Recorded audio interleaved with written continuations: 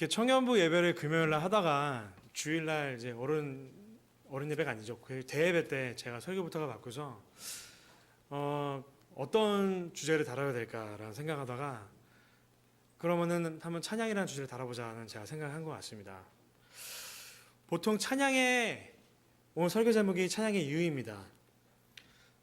성경에서는 우리가 하는 찬양에 대해서 많이 언급되고 있습니다.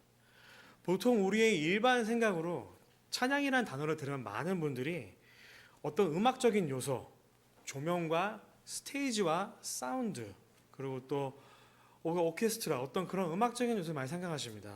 그것도 맞습니다. 하지만 성경에서 말하는 찬양이라는 것은 단순히 음악적인 것을 얘기하고 있지 않습니다. 너무나 쉬운 예를 들면서 얘기하는 것은 우리가 성경을 읽으면서 내가 기도를 하면서 내가 또 묵상을 하면서 정말로 하나님께서 구약부터 사람을 구원하시려는 그 하나님의 의도와 하나님께서 거룩하시기 때문에 죄를 모르시기 때문에 죄를 너무 싫어하시지만 죄악에 있는 우리를 용서하기 위하셔서 그 아들을 보내신 그 사랑, 때로는 우리 삶에 있어서 우리가 즐거울 때나 아니면은 기쁠 때 또한 우리의 고난과 우리의 뜻과는 달리 하시는 또 하나님의 어떤 계획들, 우리가 업앤다운을 했을 때마다 정말로 하나님께 매 감사를 드리고 하나님을 매사에 인정할 때에, 내가 하나님을 매사에 인정할 때에 바로 그것이 찬양이 아닐까 저는 생각해 보고 있습니다. 그런데 더 중요한 것은 우리가 찬양을 어떻게 할까도 중요하겠지만, 어떤 방법을 할까도 중요하겠지만, 더 중요한 것은 왜 우리가 찬양을 할까? 그 질문을 우리가 해봐야겠습니다. 성경에서는 찬양을 하라고 하는데 때로는 내가 왜 찬양을 하는지 모를 때가 있는 것 같습니다. 그리고 어쩌면은 의무감 때문에 그냥 해야 하니까, 어쩌면 예배 시간에 다 같이 하니까 해야 된다, 예배 시간에 하는 차례이며 절차이다, 그렇기 때문에 할지도 모르겠습니다. 하지만 우리는 오늘 어떤 생각과 마음으로 찬양을 할지도 고민해야겠지만 더 중요한 건 우리의 찬양의 이유가 뭔지도 저희는 고민해야 될 것 같습니다. 그리고 오늘 시편을 쓴 다윗의 삶을 통해서 정말로 다윗이 찬양했던 그 이유는 무엇이었을까? 그것을 한번 다시 한번 저희가 바라봤으면 좋겠습니다. 첫 번째로 다윗은 이렇게 얘기하고 있습니다. 하나님은 권능의 하나님이시다. 1절에 써있죠. 할렐루야, 그의 성소에서 하나님을 찬양하며 그의 권능의 궁창에서 그를 찬양할지어다. 1절에서 나오는 이 성소, 보통 이 성소는 이스라엘 사람들이 예배했던 그 예배의 처소를 얘기하고 있습니다. 하지만 여기서 얘기하는 그 성소는 바로 하나님께서 계시는 높은 하늘 천국을 얘기하고 있습니다. 시편을 쓴 다윗은 먼저 성소를 언급하면서 찬양하라고 말하고 있습니다. 하지만 그의 시는 거기서 멈추지 않습니다. 하나님께서 지으신 궁창에서, heavens에서 찬양하라고 얘기하고 있습니다. 궁창은 같은 1절에 있던 성소를 한 번 더 반복을 한 것입니다. 두 단어가 틀리지만 똑같이 하나님이 계시는 그 하늘 보좌를 가리키고 있습니다. 또한 다윗의 아들 솔로몬도 성전을 봉헌하면서 하나님께 기도하면서 주의 계신 곳 하늘에서 들으시고, 주는 하늘에서 들으시고, 주는 계신 곳에서 들으시고, 계속해서 반복하면서 하나님이 있는 하늘을 언급하고 있습니다. 그런데 다윗은 그냥 하나님이 계신 하늘이 아니라 권능의 하나님이라고 얘기하고 있습니다. 그 권능이란 바로 영어로 쉽게 얘기해서 power and authority, 바로 모든 것을 할 수 있는 그 파워 능력과 그 능력을 행사할 수 있는 그 authority가 하나님께 그런 권세가 있다라고 다윗은 얘기하고 있습니다. 다윗은 자신의 삶 가운데 어릴 때 골리앗과의 싸움에서 하나님이 자신과 함께 하셨고, 또한 골리앗이 전쟁에 능하고 큰 체격과 정말로 그의 뛰어난 싸움 기술보다도 나는 여호와 하나님 만군의 이름으로 내가 블레셋과의 저 골리앗과의 싸움에서 내가 승리하겠다. 그렇기 때문에 다윗은 그 영적 전쟁, 단순히 그냥 파이트하는 그런 주먹 싸움이, 칼 싸움이 아니라 그 영적 전쟁에서 그는 승리하였습니다. 그런데 그가 왕이 되기 전부터 매사에 항상 위대하신 하나님을 찬양했다는 것입니다. 그리고 그는 구원의 하나님이, 전지전능하신 하나님이 이 전쟁, 자기가 골리앗의 그 싸움 가운데에 그 여호와의 이름을 욕하는 그 블레셋 사람 골리앗, 그 사람과의 싸움에서 승리하게 해주실 거란 그 믿음이 다윗에게 있었기 때문입니다. 바로 다윗의 시편은 그냥 글이 아니라 이렇게 자신이 하나님을 경험하였던 것을 썼던 그의 믿음의 고백, 찬양이었습니다. 두 번째로 이렇게 얘기했습니다. 하나님의 행동은 능하시고 지극히 위대하시다. 2절이죠. 그의 능하신 행동을 찬양하며 그의 지극히 위대하심을 따라 찬양할지어다. 그래서 다윗은 하나님의 능하신 행동과 지극히 위대하심을 따라 찬양하라고 말하고 있습니다. 하나님은 다윗이 왕으로 다스리던 그 나라를 애굽에서 구원하시고 다윗이 왕으로 다스리던 그 이스라엘을 애굽에서 다스리고 광야에서 불기둥과 구름기둥으로 인도하셨습니다. 또한 그들이 목마를 때에 단물을 주시고 또 배가 고플 때에 만나 매출하기를 허락하셨습니다. 또한 광야 40년 동안에 그 하나님을 그동안 몰랐던 그 이스라엘 백성들에게 자신을 직접 알리시고 계명을 주셔서 그들이 거룩하게 구별되게 자신의 백성으로 삼고 하나님께서 그들을 훈련시키셨습니다. 그뿐만이 아닙니다. 계속해서 그 약속의 땅으로 들어갈 때에 이방 나라의 전쟁에서 승리하게 하셨습니다. 하지만 그 중에서도 가장 어려웠던 여호수아서에 나오지 않습니까? 그 여리고성을 무너뜨리고 그 사람들을 하나님께서 약속했던 그 언약의 약속의 땅으로 하나님께서 인도하셨습니다. 또한 다윗의 조상인 아브라함 때부터 하신 그 언약, 젖과 꿀이 흐르는 땅으로 내가 너희들을 인도하겠다. 너의 자손들이 하늘과 별과 바다의 모래알처럼 내가 많게 하겠다. 많이 번성하겠다. 또 그리고 후대에 있는 이삭과 야곱과 요셉, 또 모세 여호수아, 그리고 지금 다윗 자신 때까지 그 백성들을 지키시고 그 인도하시고 베푸시는 하나님의 그 능하신 행동을 다윗은 지금 찬양하고 있습니다.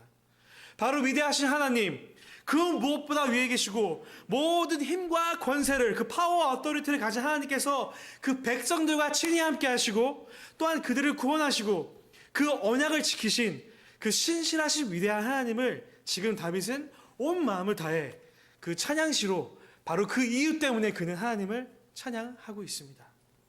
또한 세 번째로 하나님은 언제나 우리의 모든 것으로 어디서나 우리는 찬양을 해야 합니다. 3절 5절에서 아까 비파, 수금, 풍금, 재금 굉장히 많은 악기들이 나왔습니다. 바로 그 당시에 있는 여러 악기로 찬양하라는 그 다윗의 명령어입니다. 다윗은 사울왕 때부터 음악에 뛰어난 달란트가 있다고 했습니다. 성경에 써 있죠. 그래서 다윗은 자기가 시편을 전심으로 쓴 것처럼 하나님을 찬양하는 것에 있어서 그는 열심을 다하는 사람이었습니다. 역대상 15장에 다윗은 모든 악기를 동원하고 춤을 추며 하나님을 찬양하였습니다. 그는 왕인데도 불구하고 정말로 춤을 추면서 사람들 앞에서 먼저 하나님을 그는 찬양하였습니다. 다윗은 또 어떻게 보면은 자신의 삶 가운데에 단맛과 쓴맛을 다 본 사람입니다. 그는 그리고 단맛과 쓴맛을 볼 때에 각각 찬양을 썼습니다. 다윗은 늘 하나님을 찬양하는 사람이었습니다. 하지만 그의 찬양은 무조건 기쁨의 찬양은 아니었습니다. 그가 드린 많은 시편의 그 찬양들을 묵상해 볼 때에 때로는 걱정이 사로잡혀서 큰 소리로 주님을 높여드리고 있고 부르짖고 있다는 것을 우리는 알 수가 있습니다. 시편 27절 1절 3절 말씀입니다. 여호와는 나의 빛이요 나의 구원이시니 내가 누구를 두려워하리요.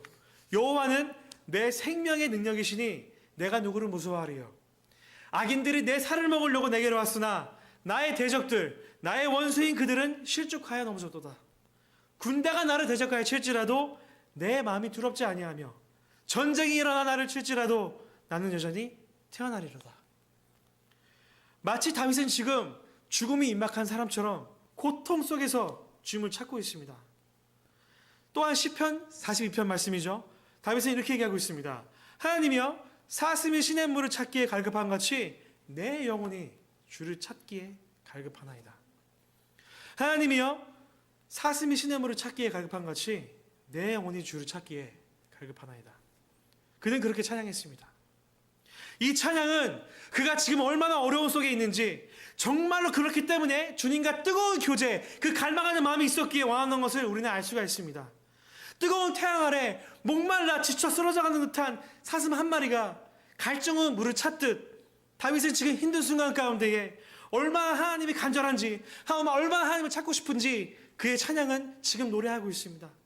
바로 이것은 하나님의 은혜에 대한 갈급함입니다. 또한 네 번째 말씀이죠. 우리는 하나님의 최고 창조물입니다.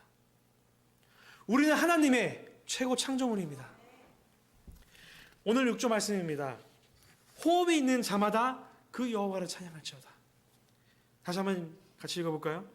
호흡이 있는 자마다 여호와를 찬양할지어다. 바로 오늘의 마지막 절입니다. 왜 마지막에 있을까요? 중요하니까요. 바로 다윗의 시편을 한마디로 표현한 그 마지막 절입니다. 제가 말씀드렸다시피 하나님께서 창조하신 그 최고의 작품은 바로 사람입니다. 하나님께서 직접 흙으로 빚으시고 거기 코로 통해서 숨으로 불어넣으셨습니다. 그래서 사람에게 생명을 주셨습니다. 그리고 하나님의 형상으로 만드셨습니다. 그리고 하나님의 형상으로 우리를 만드셨습니다. 하나님께서 사람을 만드신 이유는 딱 하나가 있습니다. 10가지도 아니고 딱 하나가 있습니다. 그것은 무엇이냐? 바로 우리를 통하여서 하나님께 모든 영광을 돌리기 위함입니다. 바로 우리를 통하여서 그 하나님께 모든 영광을 돌리기 위함입니다. 그러면 우리는 어떻게 여호와 하나님을 찬양할 수 있을까요? 그러면 우리는 어떻게 여호와 하나님을 다윗과 같이 우리가 찬양하고 예배할 수 있을까요? 우리는 우리의 이 찬양하는 이유를 찾아야 될 것입니다. 바로 그것은 내 매사에 하나님을 인정하는 것입니다. 바로 그것은 매사에 내가 하나님을 인정하는 것입니다. 저는 국립공원들이죠. 나이아가라 폭포나 그랜드 캐년 갔었을 때 제가 처음 봤었을 때 저도 모르게 우와, 이야 정말 사람들이 많이 있는데 저도 모르게 그런 탄성이 나왔습니다. 야, 하나님의 섭리와 창조가 이렇게 진짜 멋지구나. 아마 그런 자연들을 경험하신 분들은 저와 함께 공감을 하실 겁니다. 그런 기억들 중에 아직까지 저한테 남는 기억이 하나가 있습니다. 제가 차연삭을 할 때 항상 한창 혈기왕성한 청년 시절에 투어를 하다가 꼬박 2주간 저희가 매일 집회가 있었습니다. 그런데 딱 하루 쉬는 날이 있어서 인도하시는 목사님과 우리 팀이 그 포틀랜드 사역을 마치고 근처에 있는 폭포로 놀러 갔습니다. 저희가 그 폭포는 정말 조그맸습니다. 나야가랑 비교했을 때 정말 요거는 너무 작다라고 생각할 정도로 너무 작았습니다. 하지만 너무 경치가 아름다웠습니다. 너무 경치가 아름다웠습니다. 경치를 잘 보고 와 이렇게 하고 있는데 갑자기 그 멤버 중에 우리 한 사람이 주 하나님 지으신 모든 세계 찬송가를 부르기 시작했습니다. 한 사람이 부르기 시작하자 한 사람, 두 사람, 세 사람, 네 사람 어느새 우리 팀원이 다 같이 찬송가를 부르고 있었습니다. 그런데 더 신기했던 건 옆에 있는 미국 사람들도 같이 저희와 함께 물론 영어로 불렀죠. 그 사람도 같이 우리가 그 찬송가를 같이 불렀습니다. 그리고 서로 인사하면서 같이 하나님을 믿는 사람인 것을 저희는 알았습니다.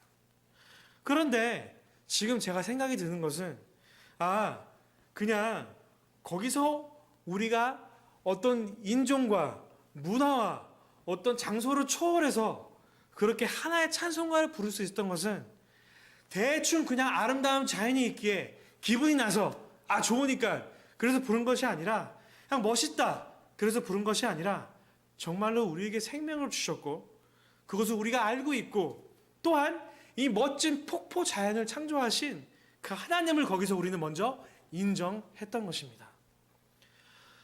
우리는 보통 자주 이렇게 말합니다. 내가 있는 지금 상황, 내가 아무리 생각을 해도 이성적으로 이것은 이루어질 수가 없어. 너무나 감사한 환경이야. 그런데 어떻게 이게 지금 가능할 수 있을까? 그럼 꼭 이런 말 하면은 옆에서 꼭 누가 이런 말을 합니다. 하나님의 은혜로 된 것입니다. 보통 그러면 우리가 이런 말 많이 하죠. 나도 알아. 아니면은 굉장히 교회스러운 멘트다. 보통 저희는 그런 얘기를 많이 합니다. 하지만 여러분 그것은 정답입니다. 너무나 식상할지 모르겠지만 그것이 정답이고 바로 내가 찬양하는 이유입니다. 여러분 잘 아시는 찬양이죠? 하나님의 은혜. 나로 나 된 것은 하나님의 은혜라. 한량없는 은혜, 갚을 길 없는 은혜. 내 삶을 애워싸는 내 하나님의 은혜. 비로소 오늘 우리는 피조물로서 우리를 창조하시고 인도하시고 구원하신 그 하나님을 내가 알 때에, 그리고 우리가 인정할 때에, 내가 하나님을 알고 인정할 때에 정말로 전심으로 다윗과 같은 마음으로 우리는 찬양할 수 있다는 얘기입니다. 사랑하는 성도 여러분, 우리의 찬양은 억지로 하는 의미가 아닙니다. 우리가 부르는 찬송가, 또 찬양, 물론 우리가 세대 차이가 있고 어떤 음악 스타일도 있고 그런 것들이 있습니다. 하지만 우리가 하나님께서 우리에게 하신 일, 우리를 구원하시고 창조하시고 너무나 많은 것 같습니다. 우리가 손으로 셀 수 없고 말로 다 표현할 수 없을 정도로 너무나 하나님께서 우리에게 하신 일들이 많은 것 같습니다. 하지만 우리가 그분을 점점 더 알아갈 때에, 그리고 내가 그분을 점점 더 믿을 때에 더 확실히, 그리고 내가 그분을 점점 더 크게 전심으로 내가 그분을 인정할 때에 바로 우리의 찬양의 이유가, 내가 찬양할 이유가 더 풍성해지고 확신이 있는 우리 삶 속의 찬양이 되기를 소원합니다. 사랑하는 성도 여러분, 우리의 찬양은 의무가 아닙니다. 마지못해 하는 찬양이 아닙니다. 정말 다윗의 시처럼 때로는 마음이 아파서 힘들어서 찬양할 수 있겠고, 때로는 정말 내가 기쁨의 시나 찬양할 수 있고 마음껏 찬양할 수 있는, 하지만 우리가 교회에서만 찬양하는 것이 아니라 내가 음악이 없을 때도 내 말씀을 통해서, 내가 묵상을 통해서, 내가 기도하는 시간을 통해서 정말 하나님을 인정할 때에 여러분, 바로 그것이 우리 삶 가운데에 매 순간만에 바로 그 찬양의 이유인 것입니다. 우리 사랑하는 성도 여러분, 저와 여러분들이 매일매일 하나님을 알아갈 수 있고 하나님을 인정할 수 있고 바로 하나님을 높일 수 있고 바로 그것이 나의 삶 가운데에 우리의 찬양의 이유가 될 수 있기를 소원합니다. 다 같이 기도하시겠습니다.